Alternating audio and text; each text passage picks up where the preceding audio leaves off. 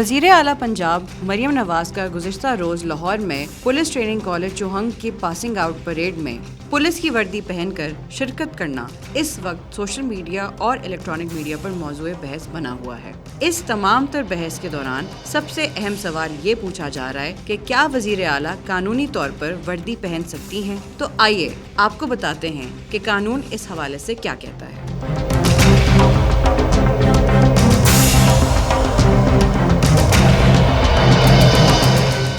वज़ीर आला पंजाब मरियम नवाज के पुलिस यूनिफॉर्म पहनने पर तनकीद पर पंजाब पुलिस ने कहा है कि वज़ीर आला पंजाब और गवर्नर पंजाब पुलिस की यूनिफॉर्म कानूनी तौर पर पहन सकते हैं। पंजाब पुलिस की जानिब से समाजी राब्तों की वेबसाइट एक्स पर जारी करदा बयान के मुताबिक वज़ीर आला पंजाब और गवर्नर पंजाब पुलिस की यूनिफॉर्म पहनने के हवाले से पुलिस रूल्स में तरमीम की गई थी। पुलिस रूल्स के आर्टिकल 27 रूल्स 4.2 के मुताबिक वज़ीर आला पंजाब खास मौके पर पुलिस की यूनिफॉर्म पहन सकते हैं।